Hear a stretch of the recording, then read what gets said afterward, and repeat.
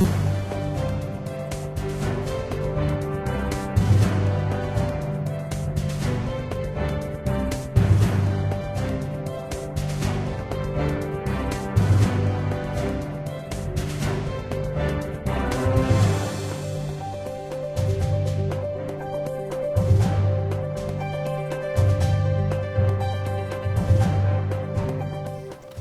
first and foremost, I'd like to congratulate you. From the first round of interviews, your name was recommended to move forward to the second round of interviews. So we'll first take a moment and let each member of the interview team introduce themselves and their position to you. And then the format will run the same as it did in the first round. We'll give you a chance to open with some opening statements about your experience and your interest in being the junior senior high school principal here in East Bridgewater. And then we'll proceed with questions from each panel member with an opportunity for you to respond. And then we'll leave time on the end for any questions that you may have. Okay. All right. Sounds good. Great. Gina Williams, the Assistant Superintendent. Karen Clifford, Director of Guidance. Ellen Pennington, School Committee Chair. I'm Kate Byrne, the principal of Central School. Andrew Gentile, Mitchell School Principal. Jay Phelan, Director of Special Education. Thank you. Karen, Ellis. Great. So why don't you share with the group just your experience with administration and then your interest in being the principal of the junior senior high school. I have been the interim principal here at the Eastby Junior Senior High School for the past 7 months. I am a young administrator. I have had 26 years of education in my background. I have seen a lot of growth and change here in the building on many different levels. And one of the reasons why I would like to be the principal for this system would be to continue to move our student body forward, increase morale in our building, work together as a team with 7 through 12, making us one big a family, but respecting the different entities of middle school age students as well as high school students. I have seen a lot of new initiatives, so with the schedule moving forward, we know that that's going to be a big change, so being the leader of that would be most valuable to making our students successful moving forward, as well as our staff supporting them during the changes through curriculum support as well as PD design moving forward. Great. Thank you. Mrs. Clifford? With regards to your leadership style, can you define that a little bit and talk about how you distribute or delegate tasks and responsibilities, or what do you do yourself? Like, what do you own yourself and what do you delegate? So I think being the principal of a school is like being the orchestra of a band, and you're the one that kind of conducts everything from a far view, knowing that your building leaders can provide that support for you so you can let them have the freedom to know they're professional, the areas that they are professional in, and making sure that different groups have support systems in place, but yet if need be, they need your help, you step in and you do the work yourself. Obviously a leader can come in many styles. I believe my leadership style is very much collaborative, working with people, working on relationships, building relationships and trust, and increasing the community connection. So I think in leadership, you also have to be a delegator, but not afraid to step into doing the hard work yourself. And just motivating people to want to do the work on their own and not always have to necessarily, you lead them to a certain level, but then when they get that experience, they take ownership of that and then move our building forward as well. Thank you. You're welcome. What programs or projects have you been responsible for implementing, and tell us how you planned and executed the most important of these? I think in my situation, I haven't been able to apply a ton of initiatives yet this year because of the situation where I started at the end of November. In the change in leadership here, trying to balance both positions, moving in all different directions, taking care of the safety of our students here as being my number one priority. But I know that the UDL moving forward would be a big focus. Working with scheduling and professional development for our staff, learning how to teach in block schedule, that would be another big focus, as well as the vision of the graduate. We know that the NEASC report is coming through, focusing on having students be, evaluators of their own positive decision making, being more self-manageable, having self-awareness, and what does that mean, as well as in the vision of our graduate being more civic combined, so really community service, bringing that into the foreplay of our career pathways. I want our students to be more real-world connected. So I think as we move forward, those are the major focuses I would have to help improve our school. Thank you. It's Kate's turn. Sorry. Thank you. Sorry about that. No worries. How might you use the Educator evaluation tool as a way to support and develop educators and their new competencies and thinking about these initiatives that I've heard you mention? How could you use that tool to support your staff? So I look at the Teach Point tool as a form of collaboration. Obviously, every teacher has strengths and every teacher needs growth, no matter how long you've been in the system. So therefore, when I use this tool, I look at the strengths and I often ask them what they feel they need work on so that I could help them to evaluate that piece. I think that it's important with our standards that if you look at the whole piece of all 4 standards, that it is not only academic, but it's professionalism and it's being part of the community. So really focusing in on that as well. Did I answer all parts of that question? Yes, thank you. You're welcome. So as a new principal, what are maybe 3 things that you might do to engage the school community? So I think continuing to reach out to parents within the curriculum as well as activities, looking at having a family fun fitness night, having a more like fair orientated, having subject science fairs, health fair, bringing in parents that are professionals that could be guest speakers within our school to help our students benefit from what they do as a professional. I also feel that attending all the events at school to continue to do that, getting more parents involved in like a PTO program to help support what happens during our daily day. Also asking parent volunteers to come in and help in the cafeteria or other activities that we may need help here at the school with. And just continuing to have much better communication with the community and the parents. That would definitely be a bigger, stronger goal for next year. Thank you. You're welcome. So how would you demonstrate a belief that all students can learn at a high level?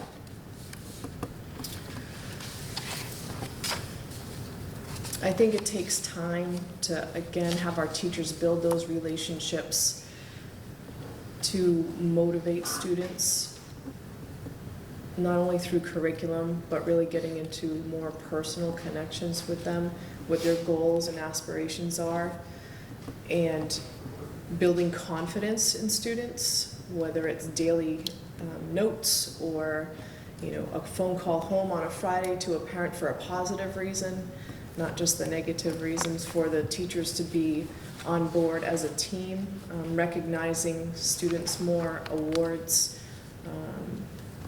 just really looking at the curriculum to making sure that all assessments are more uniform so that every student is getting the same knowledge, as well as you know, providing opportunities for our students to learn in different ways, not just the lecture style, really using the UDL form, the SEL learning, at the social emotion learning piece. How do we incorporate that in our specials even more stronger than that? And then just enjoying getting our staff to be more involved on the outside activities as well, to connect with kids of all levels. Okay, thank you.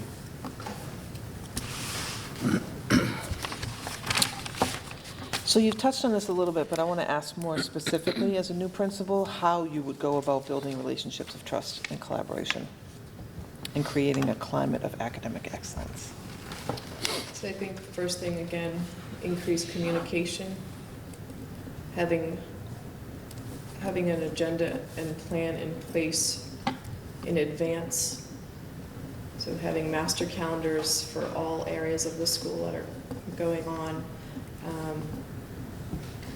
Having the program of studies done early, having a handbook done that is clear and concise and user-friendly for our students as well as our parents. And I think that moving forward, just each time that we take to have those connecting conversations with people over and over again, and getting to know the staff in a more supportive way, so that they feel that we all do support them truly. We may not always agree on everything, but moving forward, that they feel that trust and build that trust back up in our building. Thanks.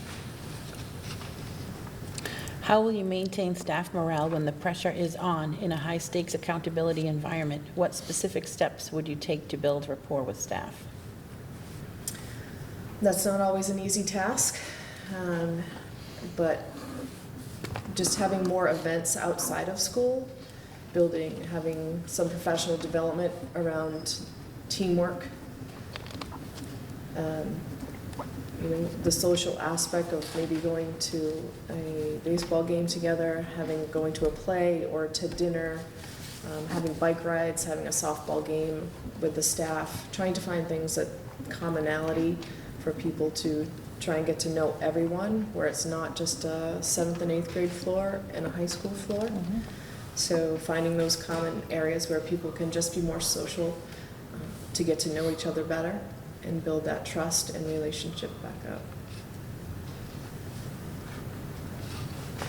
Did that answer it? Mm-hmm, thank you. If you could please recall a time that you might have had a situation that required great sensitivity and tact in handling it. So if you could perhaps give us a little information about what that situation was and what the overall outcome was.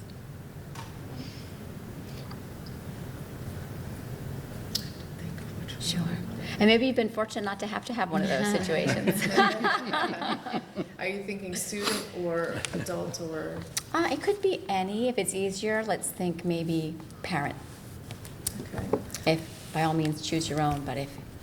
Yeah, so I think in a situation with a parent that their spouse had passed, and how they were going to move forward with that, trying to be sensitive to their child here in school or their children in school, as well as making sure that the proper situations were in place for her.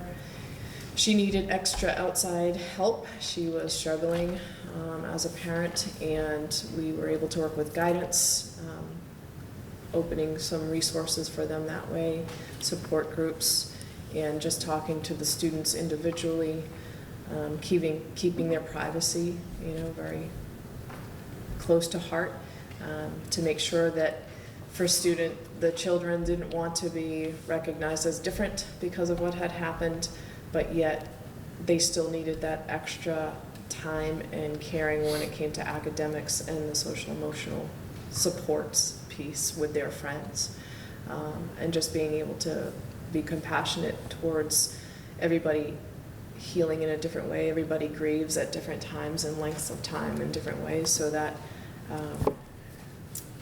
making sure that whether that student was dealing with it a month from then or 6 months from then, or not even yet, because all 3 children were different. So that would probably be my example. Thank you. How might you create time for teachers to collaborate, and what do you see as your goal, as your role in guiding that collaboration time? So I think it's really important to be part of those teams, to really know what's going on inside and out with their common planning time. Unfortunately, I have not been able to be a huge part of that this year as much as I really would have liked to. But I think we have talked about doing a possible late start in the future, giving teachers time, you know, either weekly or every other week to get together early in the morning to get that work done. I think it's really important that you listen to them, listen to their concerns, to be able to change and provide meaningful professional development for each subject area. I know sometimes we want to provide the professional development for, you know, the district K-12, but I also think it's really important to take that extra time to allow them to develop their individual areas. Thank you. In what ways would you encourage students who are not working up to their potential? I think being in consistent contact with them, even this year in my office, really looking at their report cards, getting coaches involved, getting the advisors involved of clubs to make sure that they are doing some sort of a progress report check with the students during their activities. I think they can play a huge role of that piece. But for myself, I know it's just been making phone calls home to the parents and connecting with them that way, as well as having weekly check-ins, whether it's in the hallway saying, hey, did you get this assignment or that assignment done? Providing, maybe they need more resources outside of school, providing tutoring, things like that, but just really connecting with the, you know, the piece of that they can do it, constantly trying to build them up and show them that somebody cares, that someone's interested in what they're doing academically as well as what's going on in their life. Good, thank you. You're welcome. Great. So now we'll end with an opportunity for you to give a closing statement. It can be anything that you were hoping that came out of the interview, an opportunity to share something that hasn't come up yet, or to recap on some of the things, most important things that you brought to the committee's attention. So, as being a candidate for the principal of this school, I think I have been through a lot this year. I have grown in many, many ways. I still have a lot of growth to do. I feel that we have an outstanding staff that really want to, or that already do provide an excellent education for the kids here at East Bridgewater. I think that we need to really focus on teamwork, of teaching all students and not just certain groups of students. And if I were the leader of this building, that would be one of my main focuses, of making sure that every student, every minute of every day feels accounted for here at this school. I know that I have a lot of personal work to do as far as a leader, but I know that I give 110% while I am here, and that would always be my motivation in life, is to do what's best for me as well as the people that I work with, and know that I will always be at their back to support them. Great. Thank you. Thank you. Tara, do you have any questions for us? I think maybe some of the top 3 district-wide, what are some of the things that we're looking for the principal to do in the next year or 2, district-wide? What would be helpful to our district? I think just from the building perspective, certainly with the rollout of UDL and trying to get staff, there are certain pockets of staff that I think are in a position that they feel comfortable to, are already implementing a lot of the things that we've learned about over the course of this year. But I think there's a lot of staff who aren't at that point yet. So I think as the building leader, really keeping that at the forefront and sort of demonstrating that willingness to help people along and provide models for them and things of that nature. Thank you. I think from the district perspective is really, looking at every decision that we make as a pre-K 12 district, in the fact that although you may be the administrator of the 7 through 12 building, the education didn't just start there. And providing as many opportunities for us to work collaboratively as a district to know where the students are coming from and where they're going. Because, the students didn't just arrive in East Bridgewater when they transitioned to a new school. We have a lot of valuable information on students and families that needs to be transferred from one building to next, so that they don't always feel like they're starting over again when they enter a new building.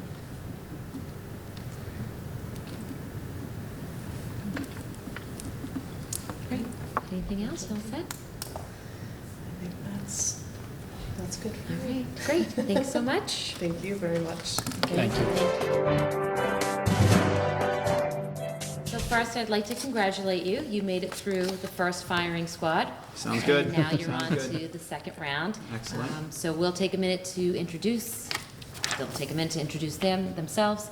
The format will be the same. We'll give you an opportunity to sort of open up, give a little information on your background and experience, your interest in the principal job here in East Bridgewater, and then we'll proceed down the table as people will have a chance to ask you a question and give you an opportunity to respond. Perfect. Great. Thanks.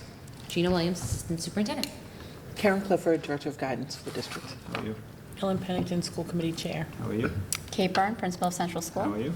Andrew Gentile, Principal of the Mitchell School. Excellent. Jay Phelan, Director of Special Education. How are you? I'm Good, how are you? Jeff Sylvia. I'm Assistant Principal, currently Assistant Principal at Bridgewater Raynham Regional High School. This is my third year as Assistant Principal. I've been at the school for 22 years. So, Great. And your interest in coming to East Bridgewater for the principalship? well, when I first had the opportunity, I saw the position open, and I actually broached it with my principal, and really have an aspiration to be a principal. I don't think you get into administration without wanting to continue to move forward. I've been at Bridgewater Raynham for 22 years, so I enjoy my time. I love the school. I love the communities. I love the students. My principal is young enough, and she's amazing to work for, and I've learned a lot in the 3 years that I've been with her. And her and I had a conversation, and she encouraged me highly to apply for the position and let the chips fall where they may. But as far as being a principal, it's something I've envisioned probably for the last 10 years. An opportunity to lead a building, staff, students, have an opportunity to connect on a deeper level with the community and with families. It's something that I take very seriously, not something that I'm just doing this for, show. It's definitely something that I've wanted for the last couple of years. She talked me into becoming an assistant principal. It took me a little while. I was a history teacher for 18 years, and then I've been the assistant principal. So when she asked me 5 years ago to really consider administration, I really had the passion of that building to really help lead. I felt like as a teacher, I was the lead teacher. It gave me a little bit more opportunity to really make an impact with staff and students on a greater level. And I was fortunate enough, as you get more seasoned in teaching, I taught a lot of the upper class, the APs, things like that, and I lost track of the everyday student, and that really bothered me. And as an assistant principal, I feel like I have more of a connection with the average to, the normal student, not knocking the academic student, but and I get to know them at a deeper level. I get to know their families. I get to know their background. decisions we make as a team are always student-centered. So being a principal is something that I've really had a desire for a long time. Great, thank you. Clifford? So in describing your leadership role, can you touch on your leadership style, and then what tasks or responsibilities you typically would delegate as the principal and what you would do yourself? As far as my leadership style goes, I think, as I just mentioned, I think I enjoy making decisions based on information. So when things arise, I try to slow everything down as much as possible to collect as much data as I can about the situation, and then proceed from there as far as what's best for the students. So when we do, again, a lot of it's team-driven at Bridgewater Raynham. I do have, Ms. Watson does allow us autonomy as far as making a decision, and she'll back us. And so I really want to incorporate that style, like give as much autonomy to administration and lead teachers and department heads and things like that as far as decisions go.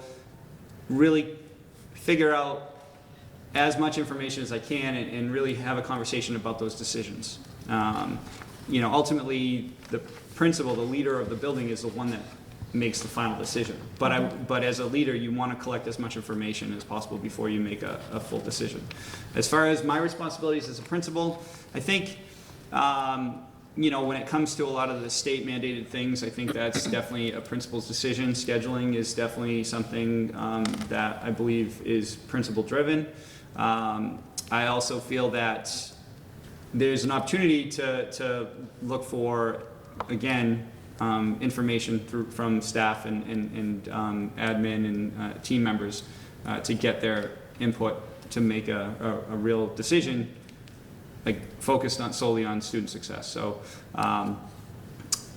delegating wise, you know, disciplinary wise, I think I'm in a fortunate position where I'm allowed to delegate a discipline as I see fit based on progressive discipline. So I feel that my principal at Bridgewater Raynham does a great job allowing us to the opportunity to discipline as we see fit. However, we do always run it by her first, and she never disagrees. She always throws out different situations and scenarios, and that's what I feel like that's what I've learned under, and I feel like it's a great tactic, and I would try to incorporate that as much as possible. Great, thank you. Thank you.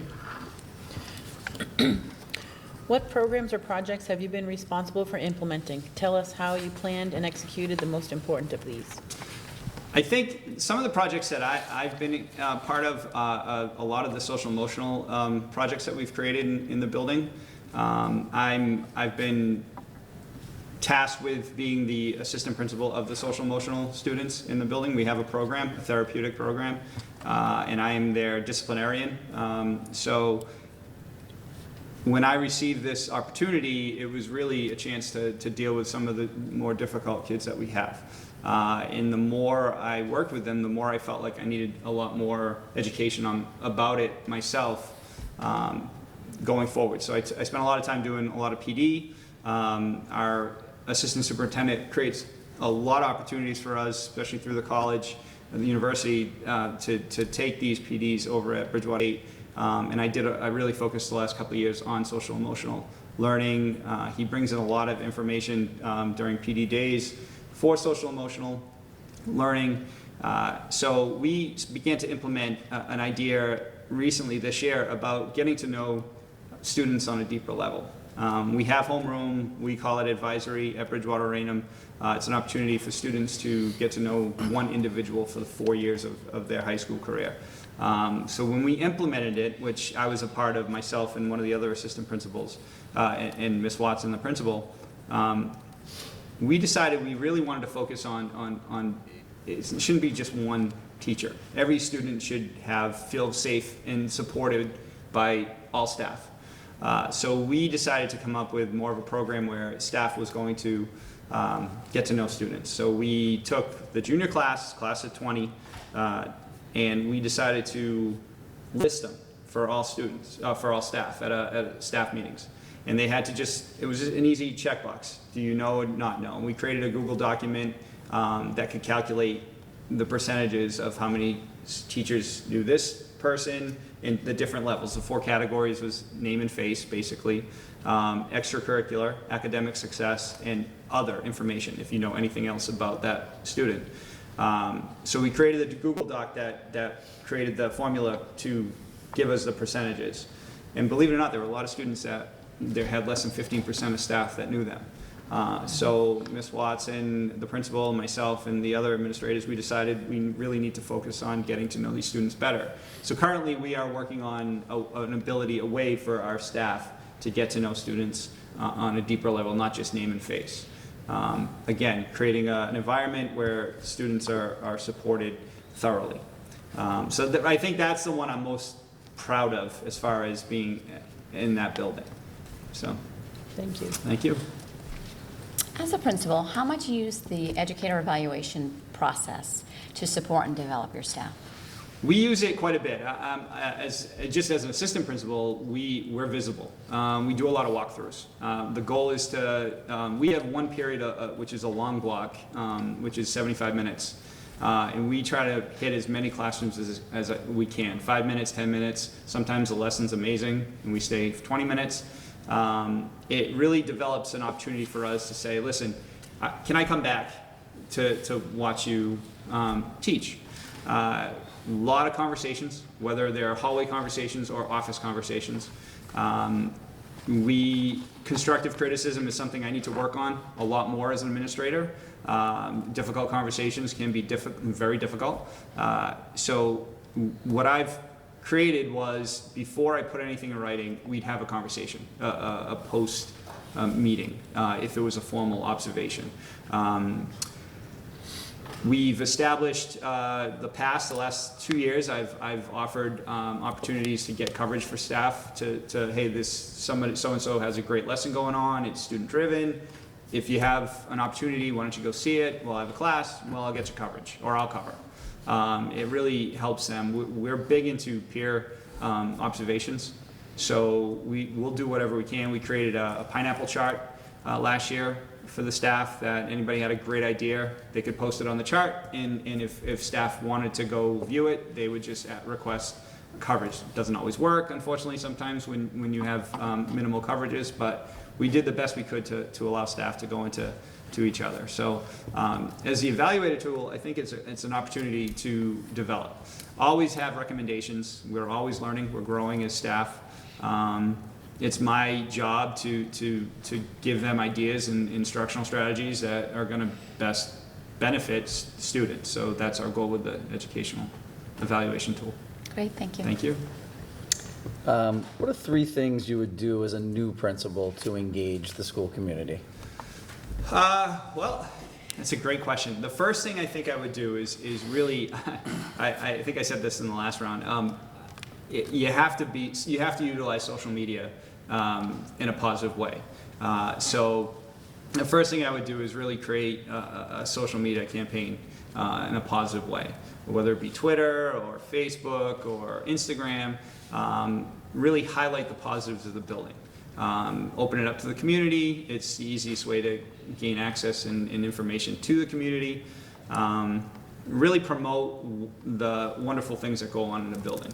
I think, spending time, I'm not a big cell phone person, but, walking around the building with a cell phone, taking pictures and tweeting it out instantly is a great tool to use to show community what is going on a daily basis. The other thing I think is really just to reach out as much as possible, especially for a new principal. I think one of the goals that I would have as a new principal is to make those connections as soon as possible. The community itself begins with the staff in the building. The first thing you want to do is create positive relationships with staff. Set solid expectations of what we have. Really focus on student-centered and student success as the first and foremost means of success.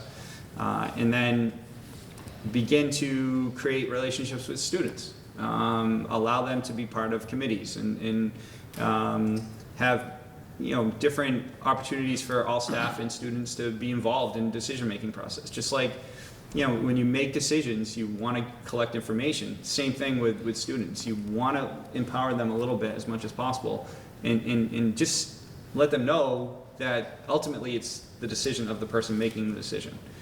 But we will hear them, give them a voice. Same thing with staff. You want to give staff voices. I think staff sometimes feel slighted all the time. Not all the time, but I know at Bridgewater Raynham, it seems like at the end of the school year, everybody's not happy. It's not supposed to be an unhappy time. It's supposed to be a great time. It's supposed to be an opportunity to, just, everyone's in the same boat. We're all exhausted. You've done a great job. The kids are off. You've got a lot of paperwork to do at the end of the year. So basically, I've been walking around during these few days and just listening. And a lot of them are griping, but if you can just give them an ear, that's the goal. I think you do that with the community as well. You give them an opportunity, you have an open door policy, and you tell them, call the school, you'd like to meet, we'll sit down and meet. You want to air your grievances, that's fine.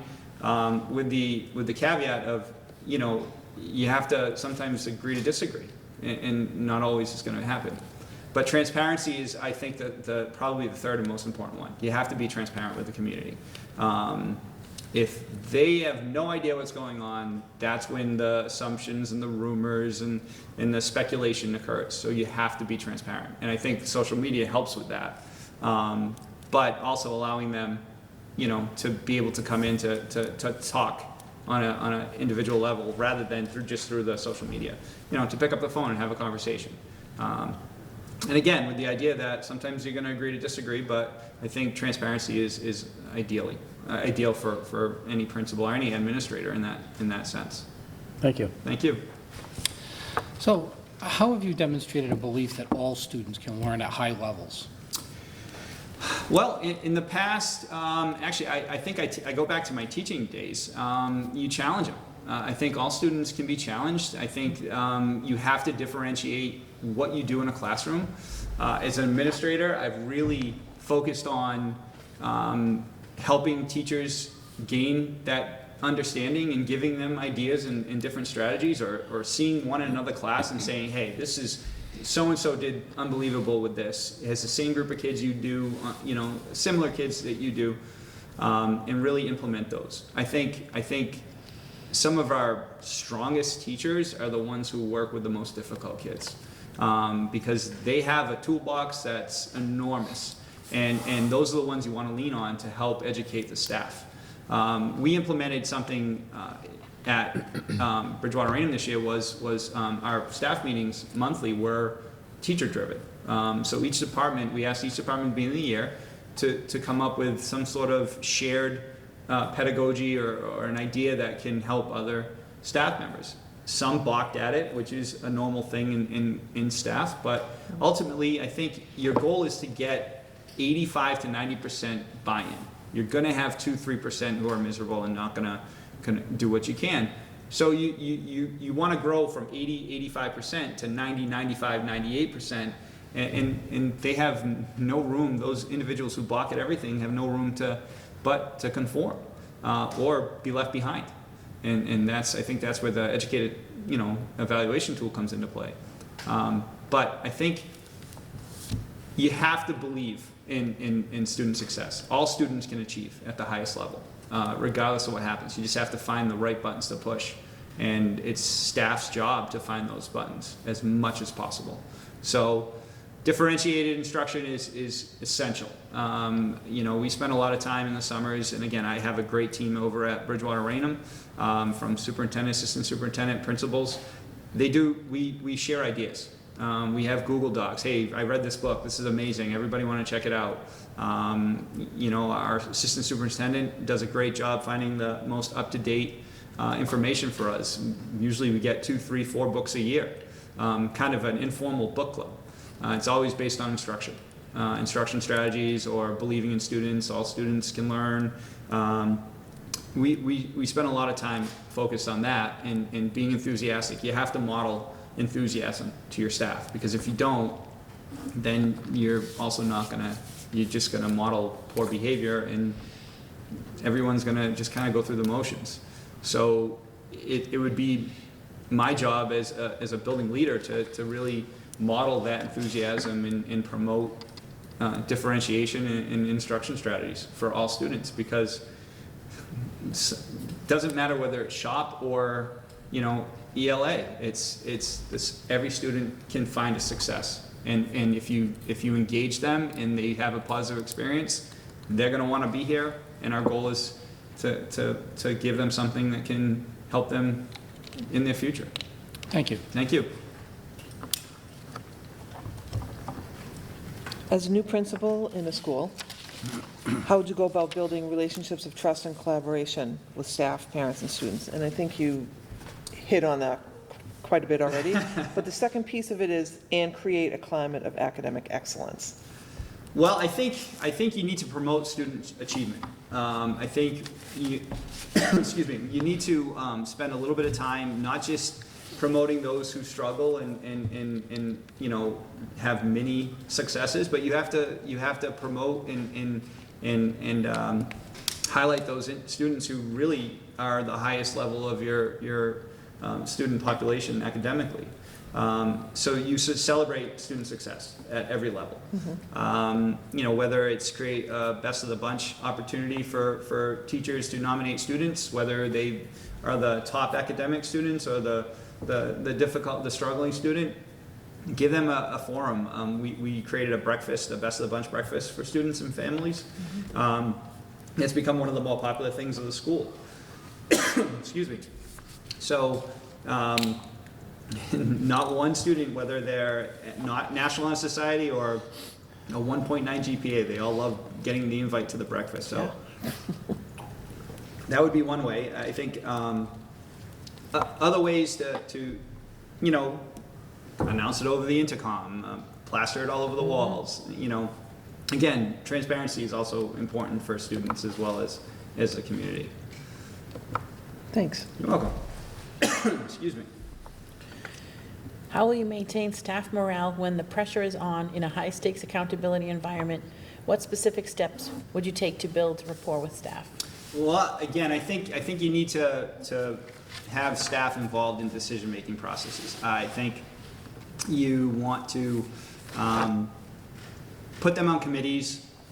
I think one of the essential things, and this is what I thought about when I left the last interview, create a student support team, whether it be guidance, staff members, administration, to talk about kids who struggle.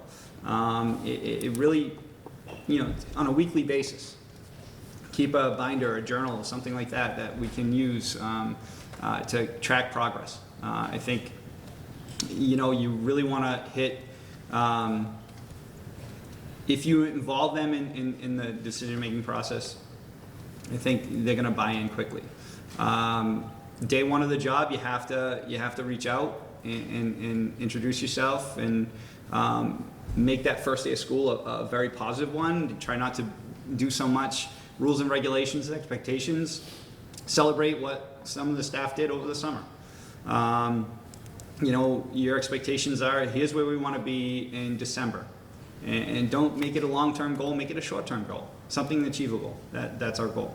But I think, you know, you also have conversations, and you're also in classrooms.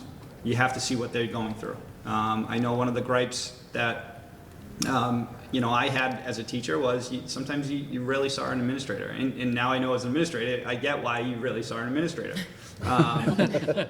But you know, if I can put down the phone in the computer and the discipline for 10 minutes, I can hit 2 classrooms and, you know, see what the kids are doing and engage in the class and, you know, really make everybody feel comfortable. At first, it's not a comfortable thing. An administrator always in a classroom is not a comfortable thing. But if you do it enough, you start getting invited, which is amazing at Bridgewater Raynham. We get invited to class. I'm doing this. You have to come see it. And you feel bad when you don't go see it. And the kids love to see you in there. So you really promote that. And then, believe it or not, I used to, in my binder here, I have a sticky note, and I learned this in my program. One of the professors in the program used to say when he was, my uncle, believe it or not, when he was a principal at Dartmouth Middle for 30 years, would take a sticky note and, we'd go through classrooms. If he saw something, he'd just write a note, stick it on the desk, and walk away. And people were getting upset with him. And I incorporated it as an administrator. I'd take a sticky note, great job, thank you for, and it really, people would notice it, and it made a difference. And it's something I've done for 3 years, and it's something I plan on continuing as an administrator. Those things help, recognition. Not just students, staff like to be recognized. So that's our goal. Thank you. Mm-hmm. Can you think of a time you had to handle a difficult situation with great sensitivity and tact, and maybe what was that situation and what was the outcome?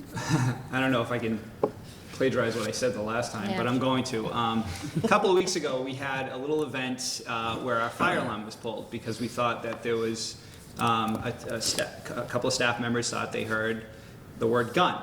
And they, in the chaoticness of that area, they decided to, how do we inform the rest of the staff? So they hit the alarm, which then flooded everyone into the hallways. First thing we were told is never pull, which we kind of knew already, but never pull a fire alarm in that type of situation. But as an administrative team, we were outside setting up for graduation. So we hear that there's a fire alarm. We thought it was a senior prank, didn't realize it was something that was more serious. But as we gathered information, kids started to sprint into the woods because everybody thought they heard that there was a gun in the building. So we decided, we all had basically an area of what we needed to do.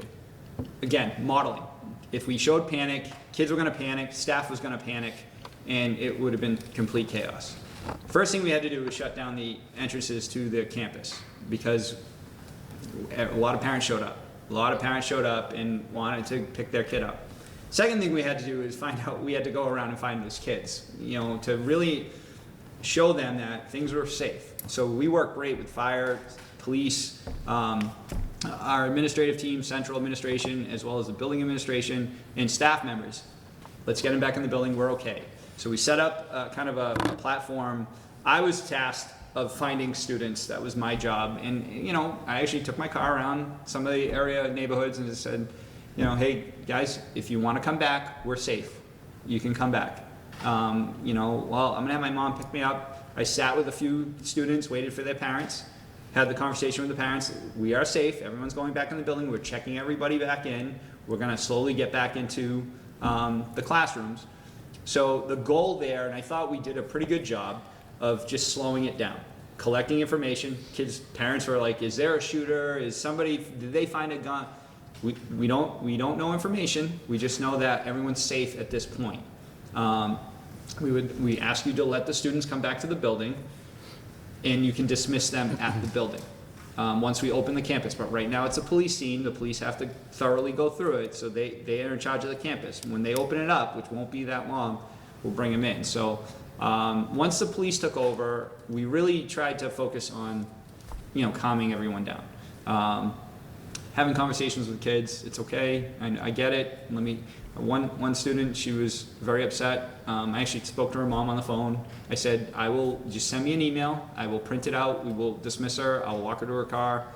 But the goal was to model safety. And I think we did a great job of doing that for students, even though we still had about 400 kids dismissed. It was still the idea that we are still the safest place to be at that point in that time was our school. We had every official, every police chief and captain, the fire chief and fire department, everybody was there. So I think we're doing a lot of reflection on that.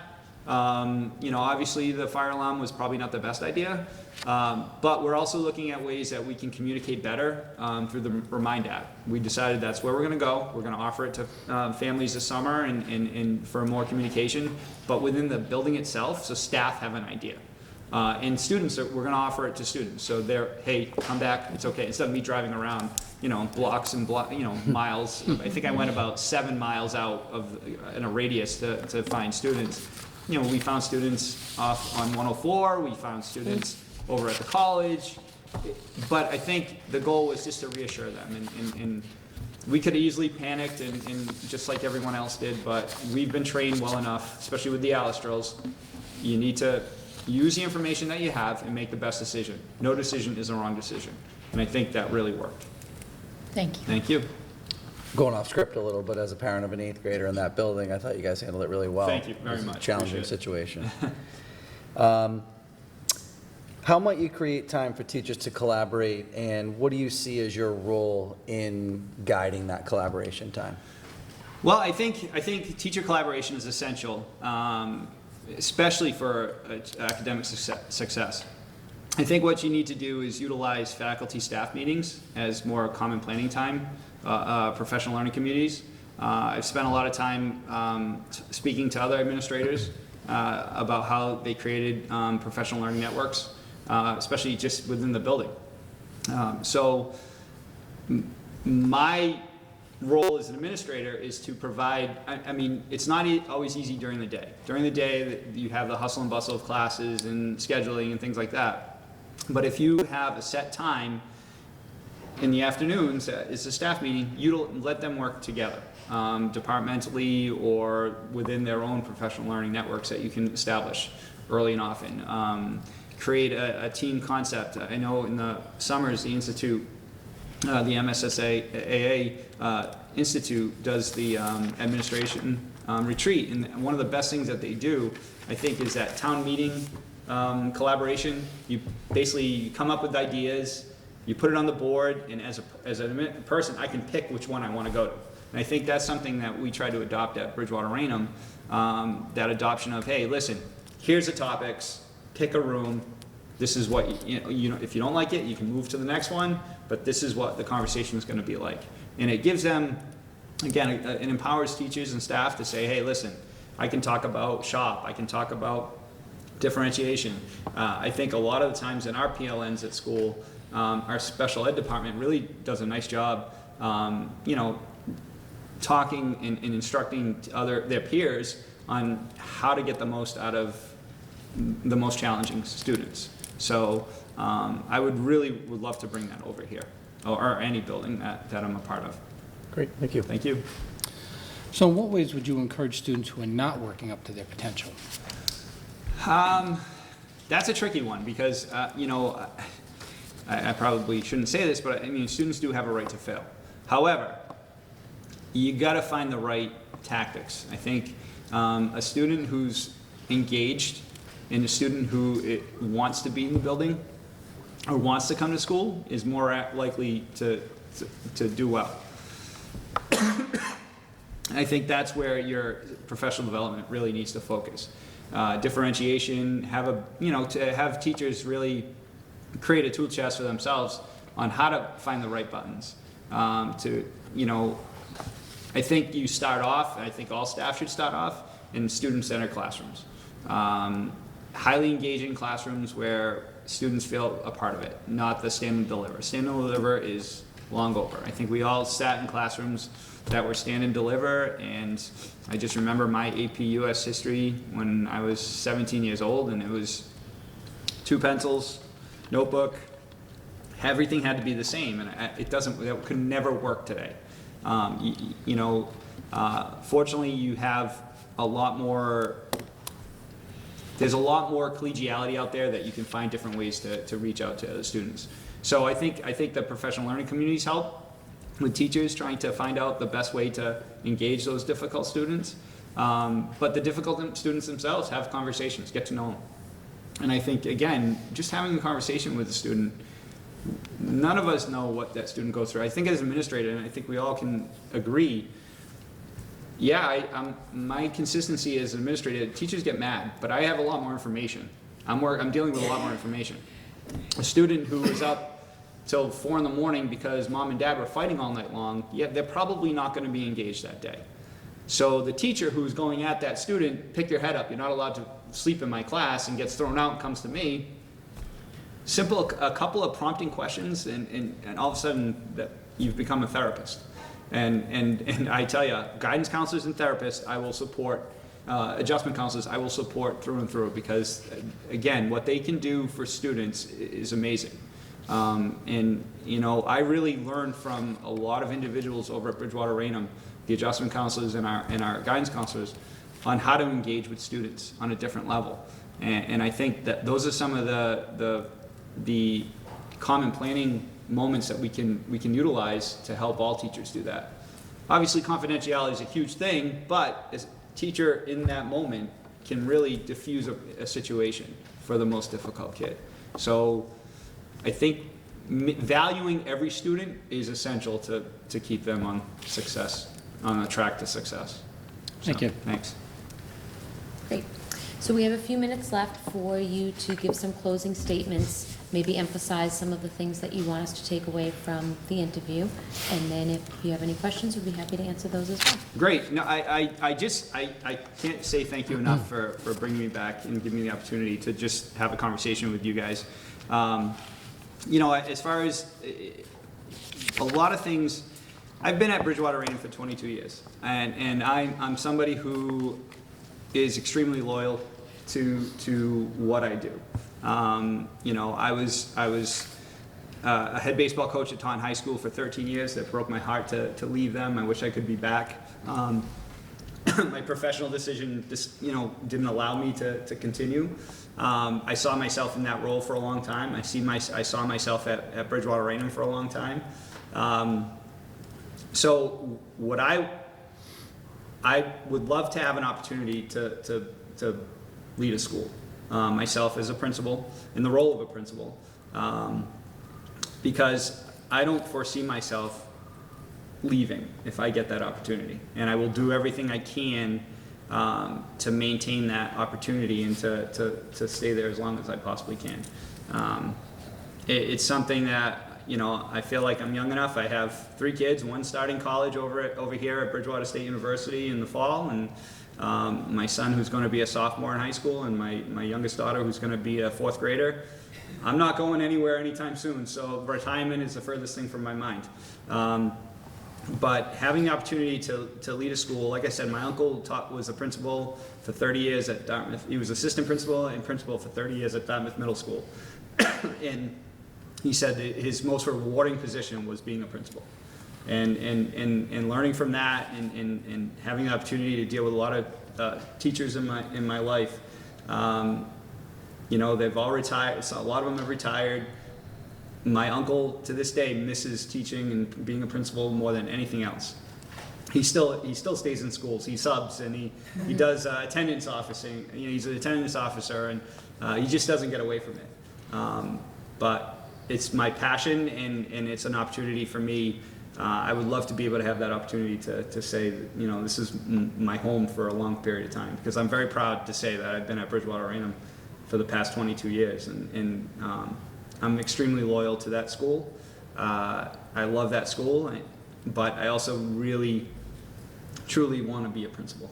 So, and the opportunity presented itself, I took advantage of it, and it's not like I want the opportunity, but again, I'm very loyal to my school.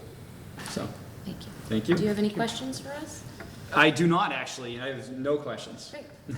Thank you so much. Thank you very much. Appreciate it. Thank you, everybody, for your time. Thank you. Thank you. Well, welcome back, and congratulations. Your name was moved forward from the first round of interviews. So we have our next layer of panelists here to follow the same format that we did the first time we met, where first we'll give you some introductions so you get to know the committee a little bit better.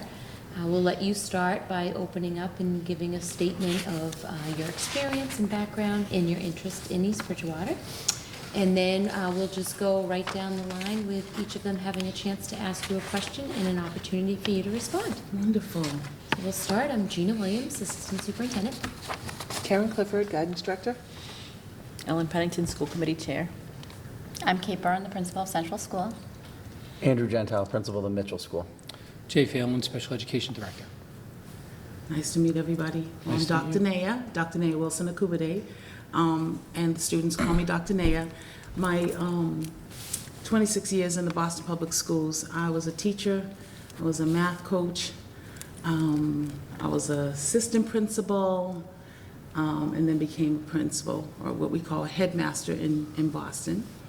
And the school that I ran for the last 13 years, I'm still there, is what we call a pilot school.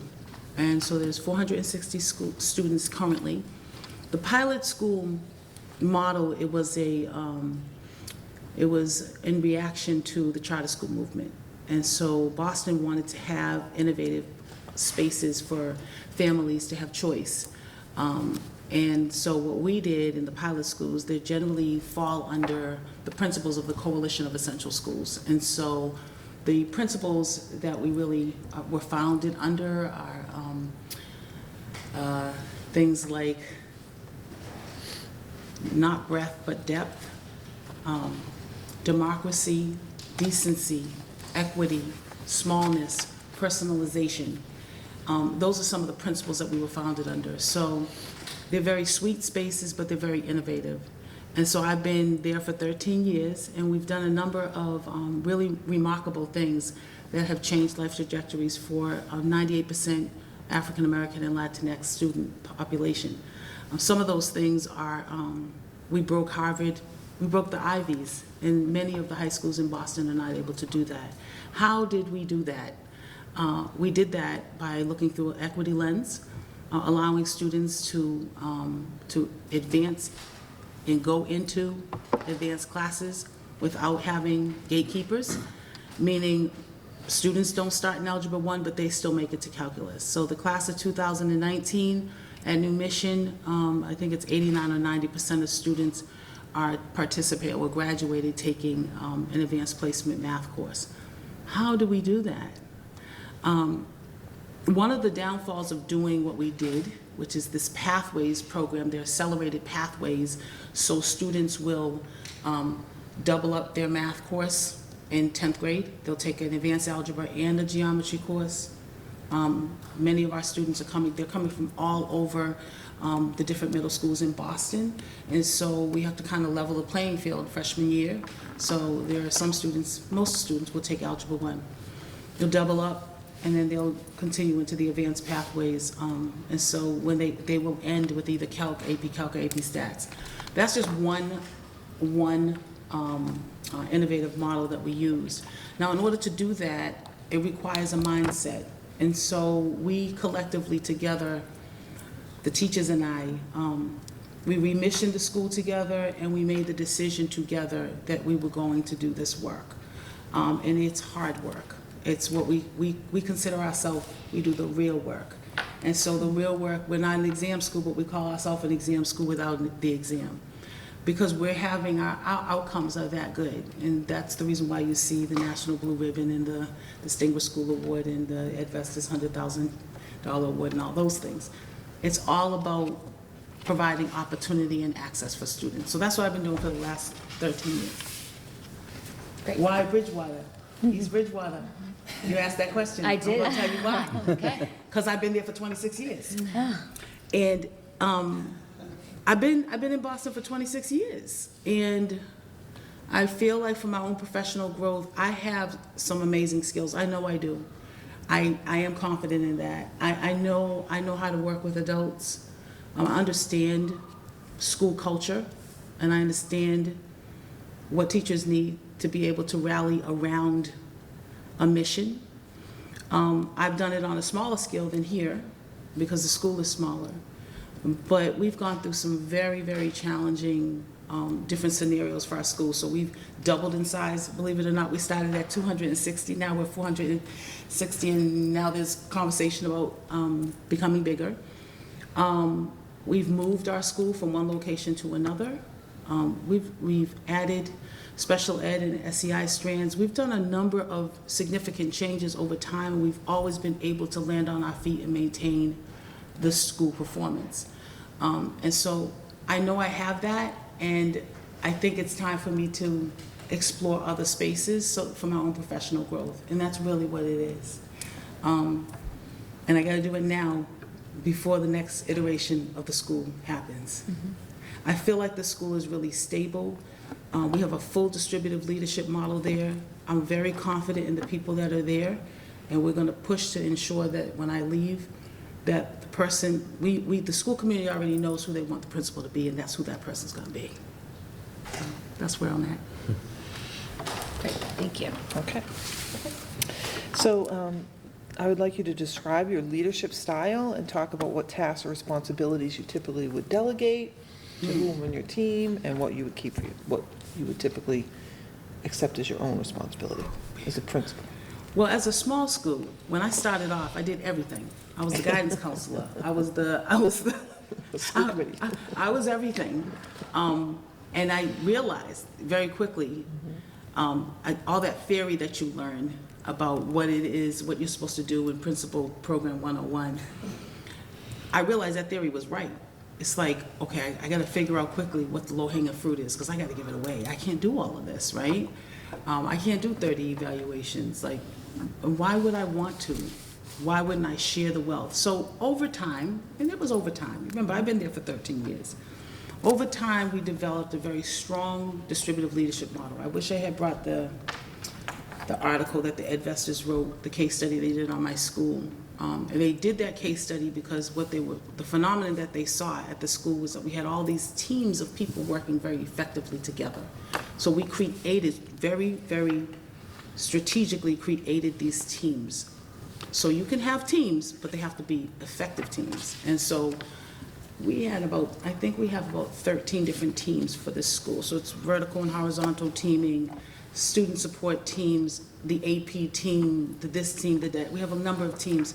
But the key is that they all work effectively, and they have their hour meeting, very regular meeting time, and it's very, very strategic. So you have to end with a product. You have to have goals. You have to have protocol. And so I was very quickly able to create the teams. Like, the infrastructure was easy to create, but what was the work, the adaptive work, was getting people to work together and really do this work together under one goal. And everybody has different views of things. Everybody's voice is valuable, but if we keep equity at the center, and if we keep the goal of college graduation for all, then all the decisions flow from that. And in the beginning, lots of people kept coming back to me saying, hey, are we doing this right? I was like, let's take a look at the decision. And so I would challenge teams if I felt that something was happening that wasn't equitable. And I would just put it out there, say, have you considered that if you do that, here's what some of the results would be. So I was always that beacon, kind of. But now, there's still a little requirement, don't get me wrong, for me to continue to uphold the philosophy of the school, but it's very well embedded. So when you ask what kind of a leader am I believe in distributive leadership. I really, truly believe, not just for my own sustainability, but for the sustainability of a school community. And it's the health of the school community is so necessary for everybody to be invested in the one mission. And so I actively work on that on a regular basis. Mm-hmm. So what do I consider some of the things that are my role? Right now, 13 years later, what I do is I kind of monitor the teams. They're doing all the work. Now you're probably saying, well, here you're gonna have to do 30 evals, but I do 3 or 4 evals. Mm-hmm. There are 40, I think we're up to, 6 times 5 is 30, plus another 6. We're about 36 staff. And everybody's evaluating everybody else. Now, in our union, in the BTU, they allow teachers to learn the evaluation system, and they go through a training, and then they become part of what we call cabinet, and then we monitor throughout the course of the year the evaluation system, which artifacts you're going to use. I don't know what you guys use here. We monitor common observation tools based on whatever goals that folks have. So we have, the overarching goals or instructional focus for the school, and then the content teams have their student learning goals, and then the grade level teams have student learning goals, and then people have professional learning goals based on the goals of the school and of their teams. Everything is cohesive, they work in tandem with one another, and it's pretty sweet. But, so what do? I feel like I monitor a lot. That does not mean that I don't make decisions, though. Because, you know, I've been there for a long time, people respect my opinion, and when I say my opinion, they say, okay. And I do want them to push on me sometimes, because I'm not always right. But I am definitely still like a strong holder of the philosophy of the school. People are very worried. Some people are very worried. Some people know they're going to be the next leader, so they're like, ooh. So And I have a copy of the article, so I'll pass it that's down. right. I have another one. I have a lot, and I'm actually part of the Harvard's leadership class. I'm one of 3 case studies that they did as well. So I have a lot of different little things about me and my leadership. What programs or projects have you been responsible for implementing? Tell us how you planned and executed the most important of these. Programs and projects. My goodness, I wouldn't even know where to begin. Okay, so there's so many programs and projects. I guess we could start with the 7 through 12 model. That's a reconfiguration of the school. And so the reconfiguration of the school, this is like a big proposal that the Boston Public Schools is making to reconfigure the district. So to go from K to 6 and then 7 through 12. And there's 130 some odd schools in the district, and it's a little bit messy because we currently have a whole portfolio of schools. You have K to 8s, you have K to 5s, you have 9 through 12s, and then you have some 6 through 12s and some 7 through 12s. So they made this proposal 2 years ago to reconfigure. And so the superintendent asked me if I was interested. And because your school's pretty solid, we could add 2 grades and, you know, you probably won't falter. Okay, I'm a good doobie. I said yes. But what did I really do to make that happen so it would be seamless and people wouldn't, you know, raise loud concerns to the school committee? So what actually happened, I was really good with my school community. So I did a lot of legwork with families and students, and with the teachers around ensuring that people had buy-in around this. And so that buy-in was really, really important. We did the proposal. We moved the 1st grade in, and I was very strategic, and I said, I'll take the 7th grade first, they'll become 8th graders, and then the 8th graders go into 9th grade. So all of that worked beautifully. One big problem, though, that I didn't think about. So I'm telling you something that I messed up on. One of the things that I didn't think about, which did go to school committee, it was a big problem, was that were co-located with another school. And they got really nervous when they heard we were going to expand. We were going to add these 2 grades. And they were thinking about the middle schoolers. They're going to have middle schoolers in here with the high schoolers. Where are you going to put them? What's going to happen with the bathrooms? What's going to go on with the cafeteria? I had the conversation with the leader that was there, but then a new leader came in the year that this was going to happen, and it was a big old hoopla. So my thinking, you know, as I reflect on that whole process, I think that her community deserved to be, you know, to be addressed instead of something done to them. Co-location issues. Some responsibility of the district as well to support with that. So that's one of the things I did. That was a significant amount of work. It was a year-long process, but it's beautiful right now. Thank you. I could probably talk about a whole lot of other stuff, but we're moving in a new SEI strand. That's really going to be exciting. It's starting next year.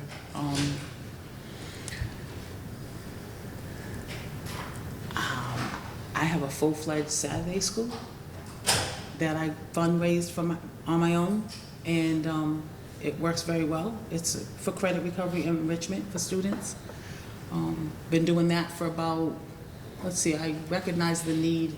I think we've been doing that for about 8 years. And we started off with volunteers, and now we have, you know, paying teachers. We have a coordinator, full-fledged Saturday school.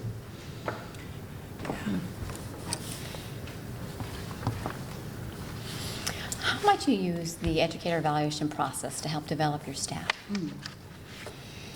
Regularly. But like I said, I have a distributive leadership model. So the way I used to do it was, teacher by teacher. I still do a little bit of that when I find that somebody's really struggling. My motto is I never want a parent coming to my school and walking out and feeling like their child isn't loved and supported. That is my rule. And so I always tell people, we're getting ready to go into this meeting, and when those parents come out, they better feel loved and supported. So let's get our game face on, even in the most difficult situations. So the bottom line is that I had to do a lot of modeling for her, and I wanted her to become more sustainable, but I realized that she was very dependent on me to do those parent meetings, and she kept getting complaints, and by then it kind of turned into a thing with her, and it was really hard. We made it through the year. I did not renew her. But she told me when she left, well, she's still there, but she did tell me that was like the most learning that she's done in her career, and that even though I wasn't renewing her, she appreciated all the time and effort that I put into her, but that was necessary so that children will continue to learn. And I've done a lot of that kind of work. I've taught. I'm not a believer in just anybody coming into the building and substituting. I don't know what the system is here, but we have building subs, people who understand the culture, people who have certain content knowledge. We strategically look for that, and I will teach if I have to. It's very hard, but I've done it in the past. I don't know if I answered that. You did. Okay. Thank you. Good afternoon. Hi. Moving into the new position, what are 3 things you might do to engage the school community here? Well, the first thing, that I would absolutely do is I've got to talk with the staff. I really, really want to know, learn more about the culture here and like what people think are working well and what the challenges are. I think that could happen in a way that I just get a chance to introduce myself in a very authentic way. Bring my kids with me, let people know who I am and what I've been doing. I think that's really important. I think that building that kind of rapport is critical. People understanding, like, I used to be an engineer, so I know math teachers, and I know it well. What's my English background? Just people, I think a lot of times when people have new leaders, they just want to know who you are and what your expertise is. And so the same way that I'm interviewing, allow people to ask me questions and really get to know me and know that I have very thick skin. There's nothing you can say or do that I'm going to be okay. Because I've been for 13 years. But the other piece of it really, I think the other piece of what I really would want to do is also hear from students, really hear their voices. And then I need to dive into the data of the school, really look at the data deeply. I did take a look at some of it, quickly, but really figure out what data points, where the challenges are, and then figure out who's the leadership team and how we create, co-construct some strategic goals. Those are probably 3 things that I would do right away. Thank you. So how have you demonstrated a belief that all students can learn at high levels? Okay. My 2019 class, 89 or 90% are in an AP Stats or an AP Calc or a Calc class. That's how I've demonstrated it. Everyone at my school is required to take either AP Lang or AP Lit before they leave. That's how I've demonstrated it. The demographics of my school, we're a Title I school. 98% of the kids are Black or Latino. That's how I've demonstrated it. I function with an equity core. I will not, so I'll just tell you, it's not that I've never tracked before. It's not that I haven't, even though I wrote a whole dissertation on why not to do it, I did it.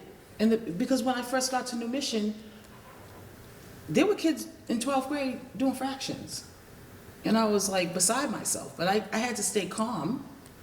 And so we piloted this first group of students that were going to be in this accelerated pathway. We had to do a pilot at first. And once that pilot happened and people saw the scores go up, and then we got almost an immediate nomination for improvement, that's how we started to make the decision. So success breeds success. But I always had in the back of my mind, and several other teachers, not many, but several of them said, you know, if we're gonna do this for one group, it started to feel like, oh, this group's got it and these don't. And that's when we started this really strong debate program, because we had like big sports teams. You know, we had won 6 state titles with that little tiny school. Yes, we won 6 state titles. So that also brought a lot of spirit to the school. But how have I showed, you know, that I function with an equity lens and that all students should have access and opportunity is just from the work that the school has done is a demonstration of that. There are not a lot of schools that can say that they have that kind of data. But, you know, we started off small, getting an investor group of teachers who wanted to do this thing. And so you probably already have right now in your school teachers who are teaching advanced placement. But you probably have the gatekeepers there. I don't know how you do it, whether you have an open enrollment, but we have open enrollment. That's breaking down barriers. Open enrollment, we do degree audits. I go in every single advisory and do degree audits with the students. And I tell them when they get their classroom recommendations, these are recommendations. If you want to be in an advanced class, there's some commitments that you need to make. We tell them what those commitments are. You got to do your homework every night. When you're struggling, you have to go to Saturday school. You have to go see your teacher, and you can't like get out. That's the thing. You want to do this, you're going to have to make the commitment to do it. And then we also ask their parents to sign the contract. And we ask that the parent to sign the contract is because they're not being recommended for this class, and you can't like be home and ask your child to like do all of this laundry and take care of their brothers and sisters when they're going to have to read 50 pages the night before. So we're asking them for that support. So they sign the contract. That's some of the things that we do. But it's all about AP for all at my school. Thank you. As a new principal in this school, how would you go about building the relationships of trust and collaboration with staff, parents, and students? There is another piece about creating a climate of academic excellence, but I think you've hit that. Yeah. I think you hit that pretty I solid. would love to find out whether teachers, this whole idea, and I've posed it to my colleagues now. Plenty of my colleagues know that what I'm doing. But when I ask them, what, just do it. They say that the issue is the teachers not wanting to do it. My thing is do a pilot. Because once it works, and it will work, it's not gonna fail. It will work as long as you provide the safety net programs and the supports to young people. There's no way it's not gonna work. And it's going to generate improved scores. And that, because we do it on such a wide basis, that's why the kids are getting into all these great colleges. That's why we won 6 GATE scholarships. Besides the fact that the students have very amazing stories, that they're going through what their challenges. But once success happens, then people love success. And that's the key. But how would I really start to build rapport? How many staff members are here? Like 100? A little Yeah, less, 70, about 77? 77 Yeah. professional staff. So it's, you know, I pride myself on knowing every one of my students. I pride myself on not just knowing their name, but them knowing me, knowing what kind of person I am, and me knowing their families, knowing something about them, and knowing what their challenges are. That's something that's really important to me. Now, am I going to be able to do that with 2,000 students? Maybe not. But I think with staff, I think if staff, I want staff to be able to feel like they can take risks and talk openly and really be in a professional learning environment is very, very important. Because principals can't do this work by themselves. They just simply cannot. And so if you don't create that collegiality, I don't know how you're gonna get the ball rolling. But that doesn't mean I'm not gonna push back on people and say to people, you know, it would probably be the pushing back about the gatekeeping on the AP, right?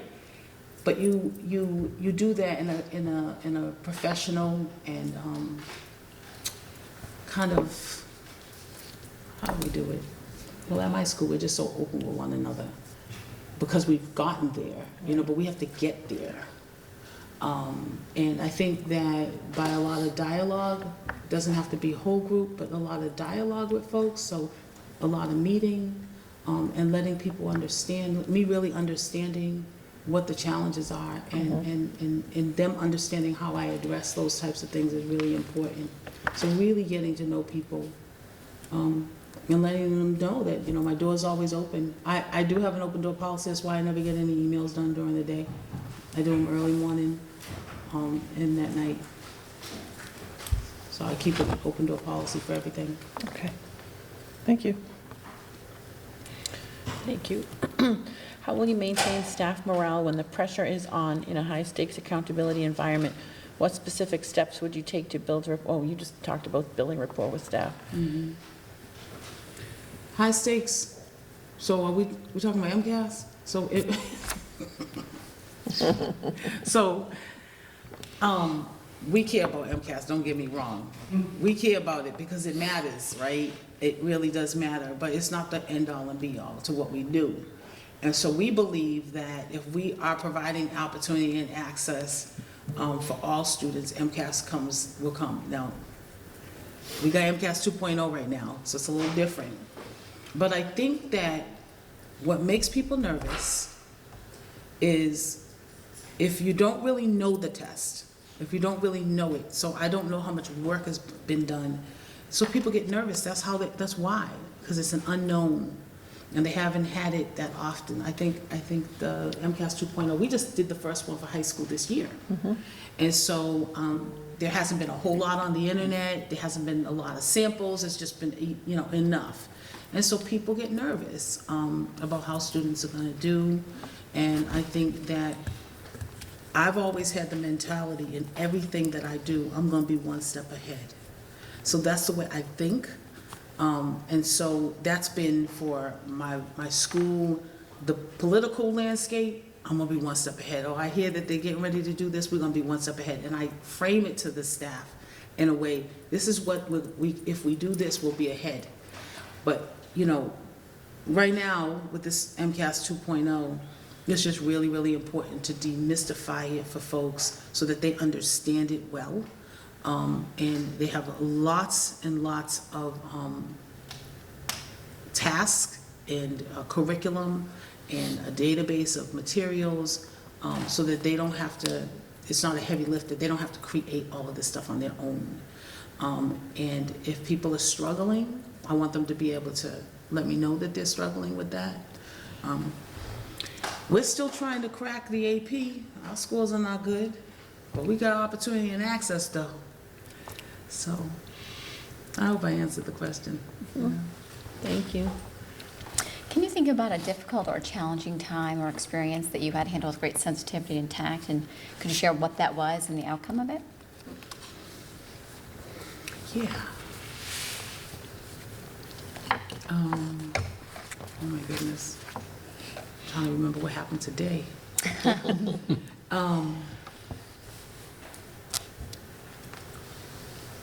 There's the student population of my school, there's always a lot, you know. It's on a regular basis, whether or not we have to file 51As or whether we have to inform the police. So I can tell you something that happened on Friday. It was very, very challenging. So we have a family, and the mother remarried, but she had a restraining order on the ex-husband. And she got 2 beautiful children in my school, and her son was graduating, and this was at graduation, and So she called us, and, you know, she had already spoken with me on a number of occasions about this restraining order and her fear. And she had confided in me and everything about, so I knew all about it.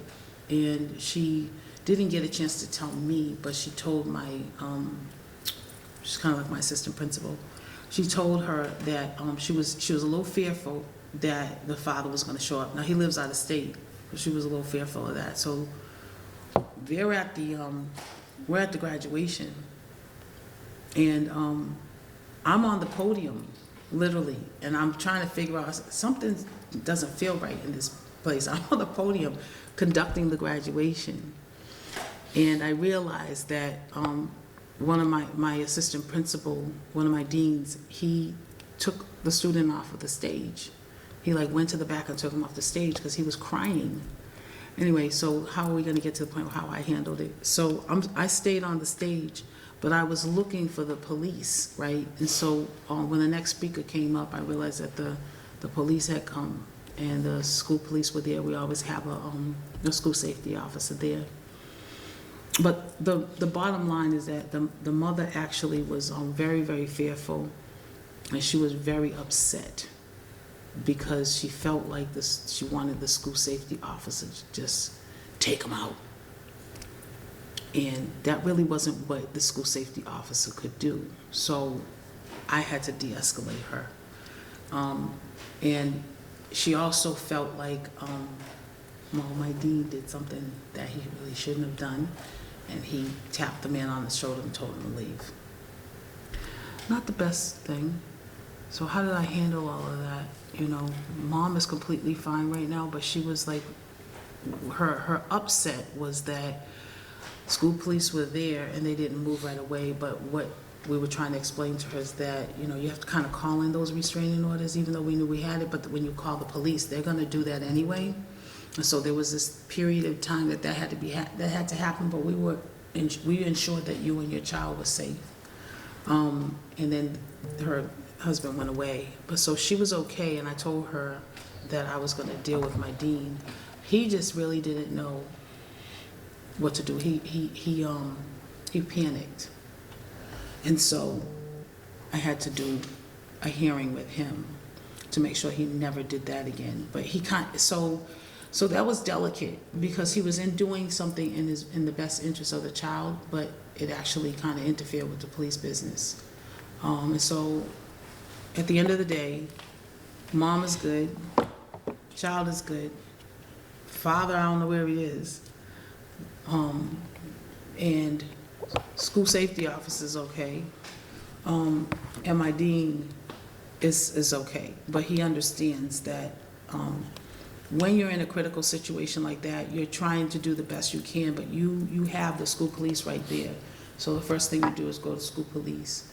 You inform school police, let them do their job, because they're communicating with the Boston police, and you take care of the family, which he did do that, but Thank you. I don't know if that was really, yeah, it just happened on Friday. It wasn't over, what's today? Is today Tuesday? Yeah, it wasn't over until Monday. I don't think so. Sorry. Thanks, Carrie. Yeah, it's just stuff happens like every day. Thank you. How might you create time for teachers to collaborate, and what do you see as your role in guiding that collaboration? Oh, absolutely. So again, vertical and horizontal teaming, critical. I don't know if you have common planning time here, but I couldn't have run my school without common planning time, because it's a little cheating, right? Because you usually have your contractual union hours for professional development, but when you have common planning time, you get like double and triple. And that collaboration time between teachers, I mean, I didn't even have to plan the moving up ceremony for our 8th graders. I didn't have to do anything. I wrote out all this beautiful ideas that I had, and then I said, I got some ideas, and they were like, we're already done. So that's because they have the common planning time. And they're so melded and gelled together because they're meeting together every single week for the entire school year. So they really get an opportunity. But how do you ensure that they meld and gelled, right? And how does that happen? And I think that there's a level of expectation around creating a professional environment, but really giving them the tools. And so when they know they have their goals, I have something in the grade level teams we call student success plans, right? We just made them up. It's just success plans. We decided to call them that instead of like interventions. So we literally have a template, and some teams have changed their template because they found value in some things that they want to add. But I've given them the tools, so you have a protocol, and you want to create as many success plans as possible on the grade level team. And those success plans are shared with the student support team. And then they refer some of their success plans to the student support team for additional tiered support. So what's happening at the grade level team is like a mini student support team. And then, so that's that foundation part of our, we call it the comprehensive behavior health model. It's the tiered approach to social emotional supports. And we do the same thing for academics. So as part of it is common planning time for academic side and for the social emotional side. And just really ensuring when I know that a team, it might be rocky, because I look at the minutes from the meetings and I ask them to use as artifacts these success plans. I tell them that they have to be signed off by families or any community partners that you're involving. If you're involving mentors, if you're involving anyone, that it should all be signed off. But it's really about taking a really deeper look at a student who might be having some challenges and the whole team working together to make sure that the student is okay. One of the things that we lack, that I can tell you, is, we create these success plans, and I always want to know, so everybody has a task on them. So what is families going to do? What are students going to do? What are the teachers going to do? And so they implement them, but how do I know that the implementation has happened fully? So they're creating them, and they're coming up with these plans, but how do I know? So sometimes we still need to look at what is our evaluation going to be of these success plans, and that's something that we're currently working on. Thank you very much. In what ways would you encourage students who are not working up to their potential? I love kids.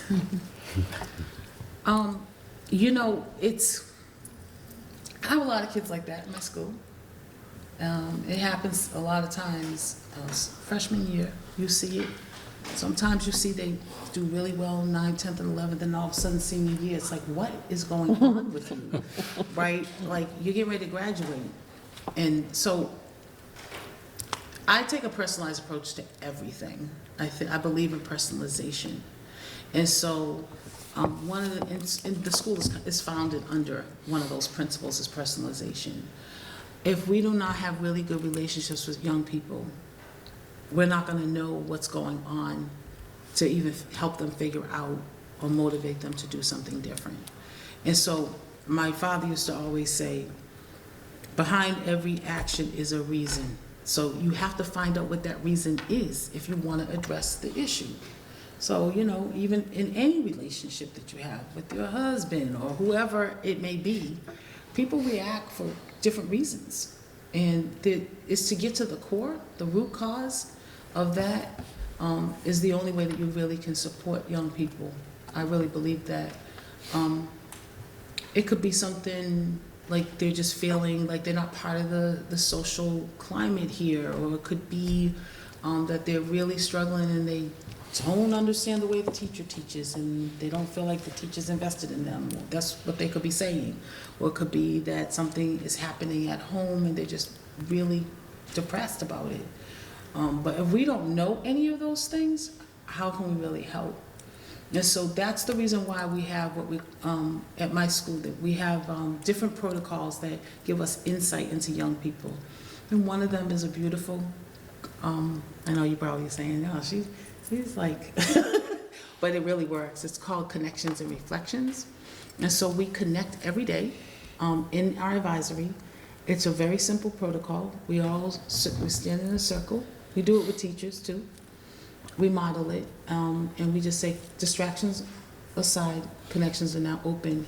And you do that every single day, and young people can say whatever they want. There's some rules around it. You're not supposed to respond to anybody else's connection. It is their time to say what they want. You can go like this sometimes if you want, but sometimes teachers, if the connections are not going smoothly, they will guide it and say, I want you to respond to the following prompt. It could be something as simple as, what's going to be your goal today? And then we reflect at the end of the day.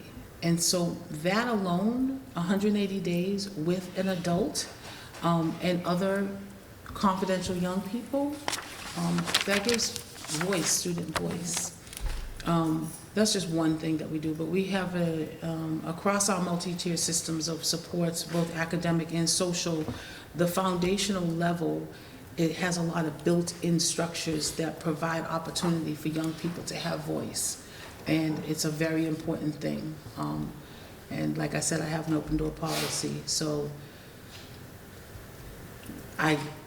all day long, I got kids coming in the office.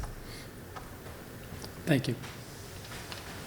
Great, so Naya, we have a few minutes remaining for you to give some closing remarks and maybe just highlight some of the important things that you shared with us that you want us to take away from the interview. Sure. So the one thing that I haven't had people ask is, how would I ever make a transition from this warm little cushy place that I am to this big school?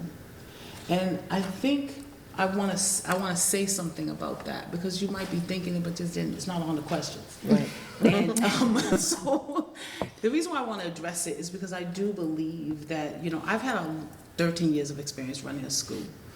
And it may not be a big school, but I think the principles that I embody and the principles that I use with my staff and my students and my families are transferable everywhere and across race. I think that young people, whether you're white and live in a town or you're an urban black child, they want the same things. They want to be heard, they want to be loved, they want to be supported. And I really believe in that. They also want structure. They want somebody to tell them when they're wrong. They want you to be real. And that's who I am. So, that's it. Thank you so much. Do you have any questions for us? Well, I have a million questions, but y'all could never answer all the questions. I just, this is a really cool place. And I get the sense that just from the questions, that there's some morale issues. And I think that people need, when it comes to morale, people need to be heard, people need to feel safe, people need to know that the leader, what we call, because we have morale issues with the headmasters of the Boston Public Schools, and I'm also like I'm the co-president of the Headmasters Association. You can't be in a union, you know that, right? You at will. So we have our own association, and I am the voice. And so being the voice, I have a bit, I have a lot to say to the superintendent. And because it's important. And so we had a lot of morale issues in the Headmasters Association, and we identified those things. And so when the new superintendent came in, she knew, because we met with her secretly, like before she started. She still hasn't started, and let her know there's morale issues. And so she addressed those things to the team, and she did it in such a beautiful way. And you know how she did it? Just everything I just said. She let people know who she was, what her core principles were, that she believed in having professional learning communities and what it looked like. So people could get refreshed and get excited. And that's what she did, and that's what I would do. That's exactly what I would do. Great. So Thank thank you you. guys so Thank you. much. Thank I you. really Thank you. enjoyed it.